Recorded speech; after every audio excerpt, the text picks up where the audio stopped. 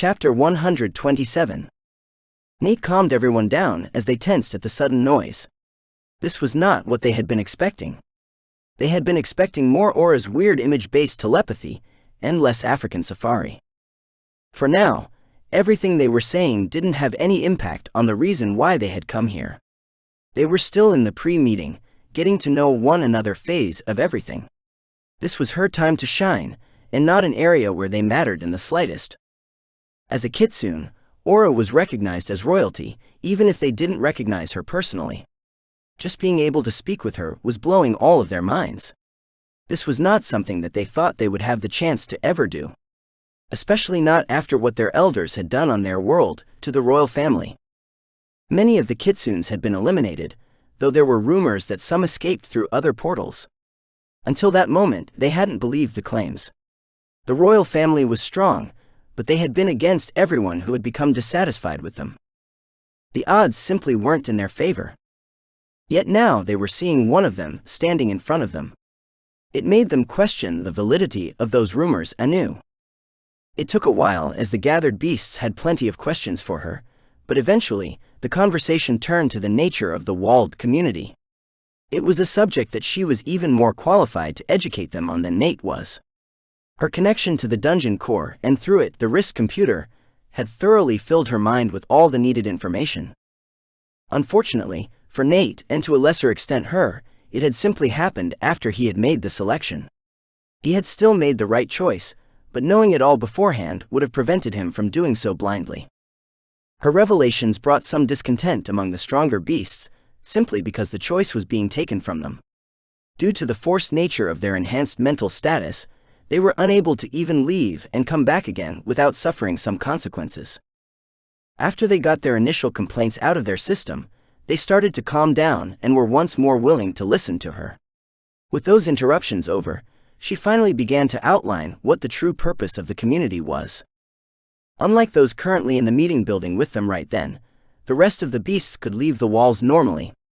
Since they hadn't had their minds forcefully elevated and were going through the process in the way it was intended, they could leave the walls for a few hours at a time without regressing. Even then, the only downside of regressing, as long as they still came back to the community, was that the process would take longer to complete. She continued with her yips and snarls, and mentioned the different buildings that could be built within the walls. Most of the beasts looked away from her in embarrassment when she mentioned paths, their versions of jobs. Prior to coming to Earth, many of them had been too young to even think about pursuing a path in life. There were a couple of them who stood out and asked if they could request the buildings for their vocations be constructed. The first was a large snake, who identified itself as a journeyman healer and wanted a clinic constructed.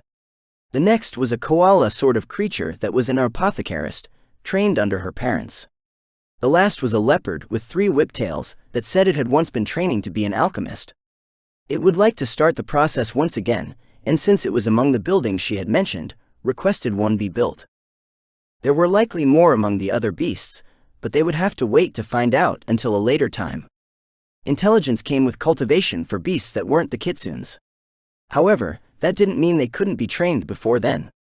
It was simply more inefficient was all, but it could still be done. Which is why those who did possess some knowledge were typically from families that practiced a certain path. Nate and Aura made note of each request, only to then pause as a thought occurred to them at the same time. What would they do about future requests? Was she going to need to leave the dungeon regularly to speak with them? The board outside the portal in the second dungeon, Nate breathed out in near silence, hoping she would understand. She did. There will be a board placed in front of this building that you can write on. When someone has a need for a new building, have them write the path and the type of building down. Implements of your various trades, unfortunately, will most likely be up to you to either create or procure through trade. The conversation continued with the humans behind her, with the exception of Nate looking utterly lost as they were unable to follow along in the slightest.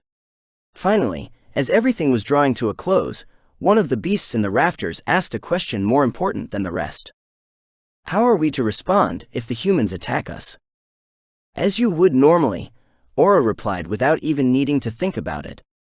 The area inside the walls should be a safe place. However, not all humans will agree with that. They are just like us in that regard. If someone is outside the walls and is attacked, they are free to defend themselves. Be prepared to defend their actions should they make it back. The humans are oddly pack-like when one of their own gets attacked by something not human. Nate had never thought of it in those terms before, but he couldn't say she was wrong either. The way humans acted was rather pack-like at times. A short time later, the group was leaving the building behind. Everyone was practically vibrating with barely held back questions. However, they knew better than to ask any of them just yet. They needed to get past the group of foreign cultivators first. The space within the walls had become packed with beasts during their time inside the meeting hall. There was a thin space left for them to walk to the opening in the walls, and that was it. Everywhere else had become packed with beasts. In many of the places, they were even lying on top of each other, doubling up on what should have been a single space. Everyone could merely shake their heads at the unbelievable sight. Nate now knew that the pulse of the energy had called the beasts in the area back to this location. Still, seeing them all acting like this was beyond his wildest expectations. The group was stopped outside the walls by the other group of cultivators who had been waiting for them. There were still plenty of beasts who hadn't managed to fit inside the walls. Some were sticking close to the place, while most others had already begun to wander off. The effects of the earlier call already beginning to wear off. What happened in there? What is this place? One of the cultivators demanded imperiously. And who are you to demand anything of us? Aiden snarled at the man. Do you really think that we don't know what you did? You destroyed who knows how many natural treasure spots and safe locations, all to create an artificial beast wave. Well, congratulations, you did. And you destroyed our city in the process. Do you even have any idea how many people your little stunt has killed? We had orders, another began weakly. There are always orders. Unless you're military, you don't have to follow them. Lindsay's father told them wearily. The team looked away from them in shame. They were simply cultivators, professional hunters, the same as Nate's parents. The orders had been admittedly questionable. At the same time, they had been promised a new sort of adventure. It was selfish of them, but many hunters were also thrill-seekers, and that described them to a T. They hadn't thought about the consequences at the time. It was stupid of them, but it was also human. Only that they had the opportunity to do something that they had never done before. There had been a few groups, such as the one Nate and his parents had run into before, that hadn't participated in the extra activities. Not that it had mattered much in the end. The back and forth continued for another minute before Nate stepped forward and simply told them. With just that explanation, the group understood how deeply they were screwed. This dimensional zone primarily belonged to the city they had just had a hand in destroying. There was no way they or their city would be given access to whatever wonders this beast community might bring forth. The cultivators clenched their fists tight enough to draw blood and fell to their knees. Please, we'll do what we can to encourage our city and the others involved in this plan to provide aid in rebuilding your home. Just please don't cut us off from this new resource. If only you had been this forward-thinking before, Aiden told them with a sigh. He squinted at Nate, who shrugged, and Aura, who bobbled her head from side to side. They weren't going to micromanage the community. It was an extension of the dungeon, so they maintained some control over it, but they wouldn't be acting as managers or anything. As for Aura, as far as anyone else was concerned, she was just someone who had acted as a translator and had once held a high position in the Beast Society. Nothing more. Although she had reapplied her illusion before exiting the meeting building.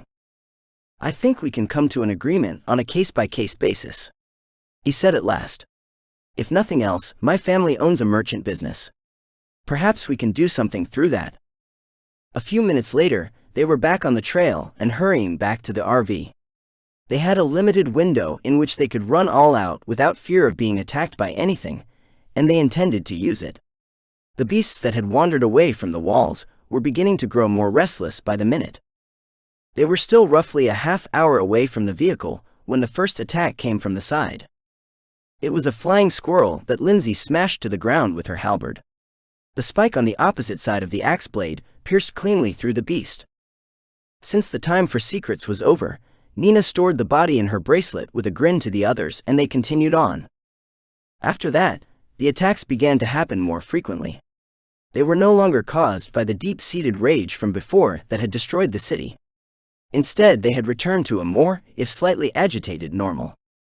There was a previously unseen benefit from them killing all the beasts they had while defending the city. The average tier of each area had fallen drastically. Most of the beasts that weren't tethered to the community in some way were only one realm, maybe 1.5 if they were lucky, above core creation. That meant they were plenty strong enough for the kids to push themselves, but without facing significant danger at the same time. Just Nate alone was able to dispatch most beasts of that level by himself. Their own realms might still have been mortal, however. The way humans counted their realms differed from that of invading species. The named core creation realm was the third realm for humans, even though they actually created their cores during the initial mortal realm. Both realms were still part of the first stage. It had led to some confusion in the beginning, and still did to that day, on occasion. However, since all the differences belonged within the first stage, people eventually decided to just ignore it. Regardless, despite being mortal realm cultivators, the three had cores of their own, which meant that they had access to more strength and energy than a true mortal, along with their energy skills. By the time they made it back to the RV, it was evening, and all three of the kids had fought several times. The adults, interestingly enough, still looked completely fresh, and hadn't so much as touched their weapons the entire way back. Chapter 128. James, Lindsay's father, hopped into the driver's seat of the RV, while the rest of the adults took up positions where they could watch. In the back, the three teens settled down to rest, while Aura was semi-forcibly cuddled up to by Lindsay. Her mother, Lisa, was watching with ill-contained jealousy. The drive back to the destroyed city took a while, and night had fully fallen by the time they reached it. They hadn't had any problems getting back, and the trip had been as quiet as the dark ruins of the city they were now driving through. Up front, Nate could vaguely hear their parents talking about reconstruction efforts, and what the city needed to do next. He had been napping on one of the beds, but it sounded as though everyone was intending to stay in the city. His idea of showing them the community had worked. They had understood the value that such a location held, along with the future opportunities as well. It wasn't only about the items they might get from the beasts. Those were negligible in this instance, as the beasts were mostly uneducated before being sent through the portals. However, it remained to be seen if their version of uneducated on the subject was the same as the humans. The beasts came from a world with far more knowledge on certain subjects than the humans had managed to glean in the last 100 or so years.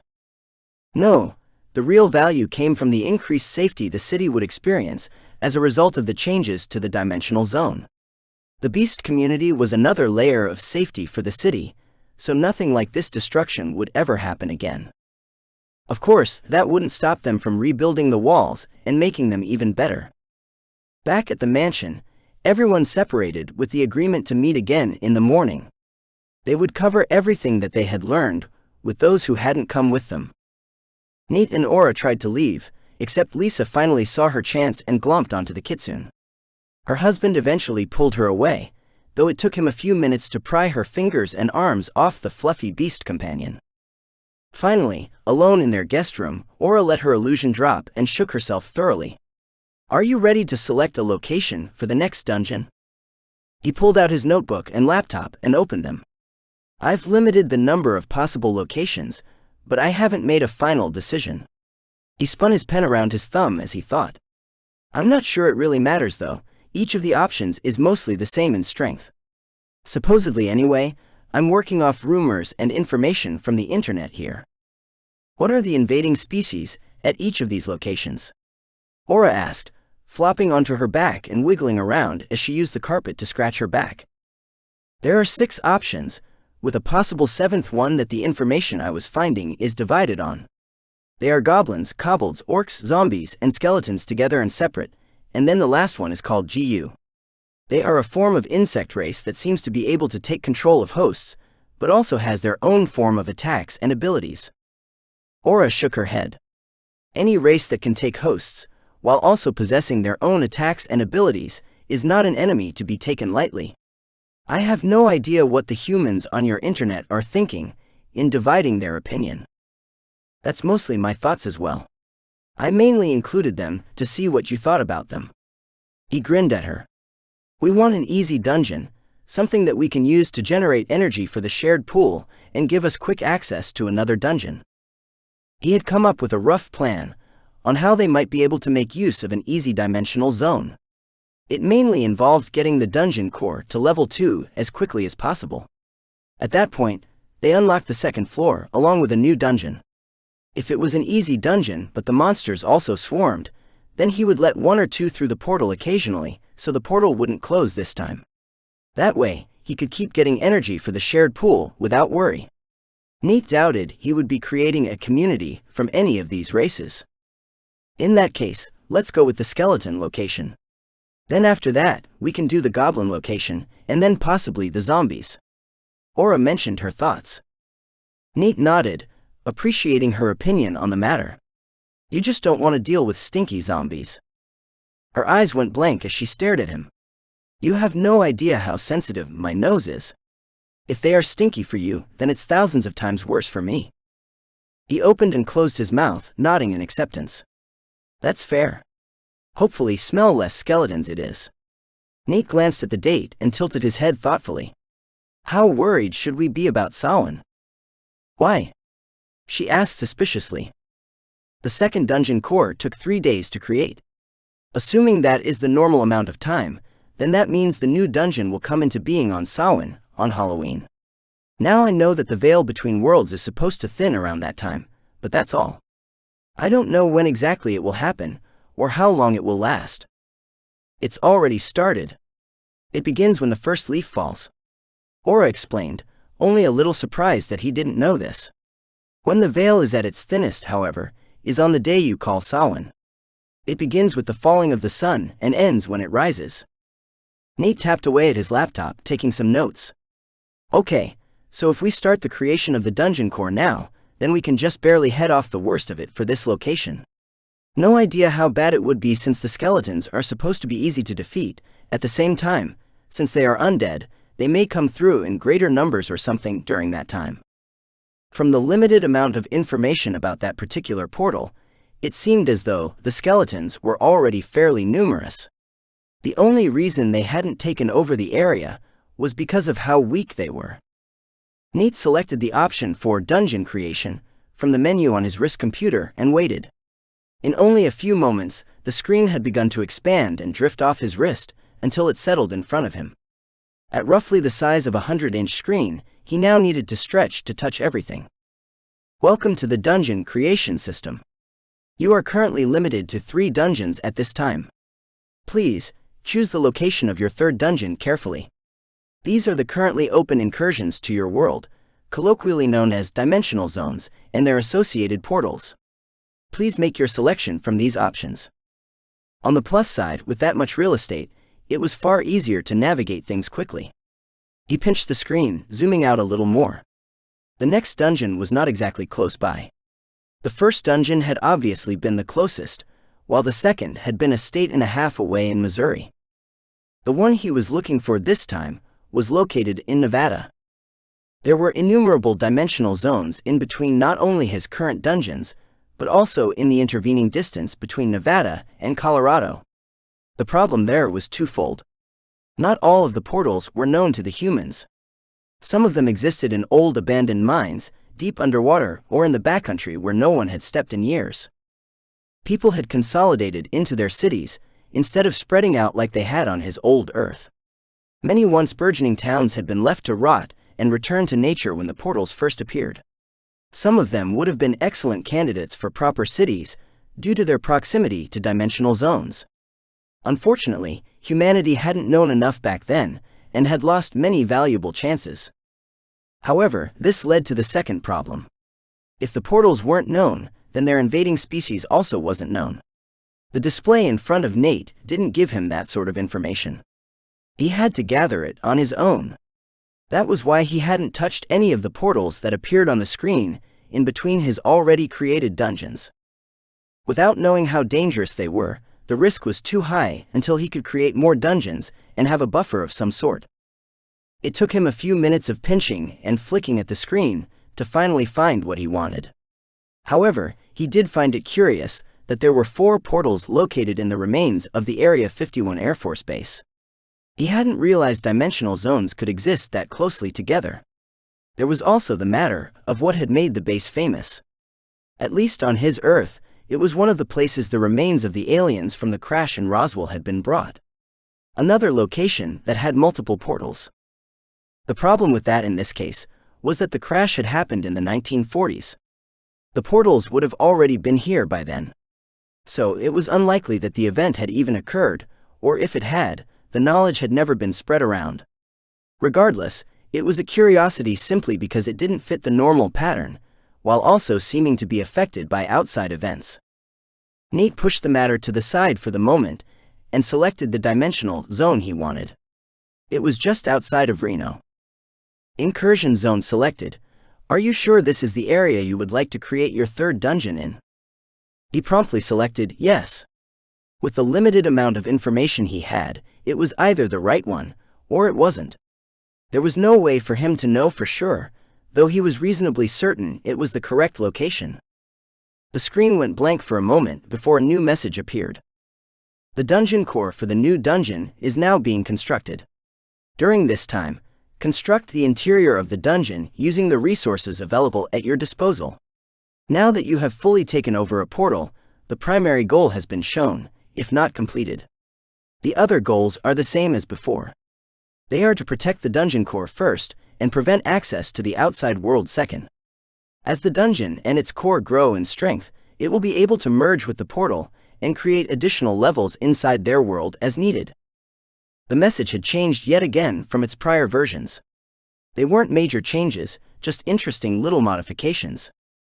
Closing the message, he saw the timer in the corner appear, the same as last time. It even had the same amount of time on it, which was something that he had been counting on but knew might not be the case. He had 3 days to construct a dungeon for a potentially unknown enemy. Hopefully, it was skeletons, but if not, everything he had created could be wasted. By this point, it had become clear to him that the dungeons liked having themes of some sort. He thought he had come up with the idea on his own the first time around.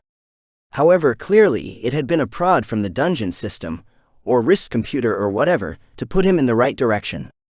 Thankfully, the themes could also be somewhat loosely defined. The issue was skeletons needed to be bashed to pieces. He couldn't see a regular piercing sword doing much damage to one of them. It would break the one rib bone it had hit, and that was it. That meant the theme of this dungeon was going to be blunt attacks in all its forms. Maces, hammers, heavy-tipped blunt arrows. There were lots of options, really. A laser wouldn't be as effective against skeletons, not that he would be able to build one with the theme of the dungeon. That was also the issue. It was going to be a purpose-built dungeon. If he had got the location wrong, these traps wouldn't be as effective against another species.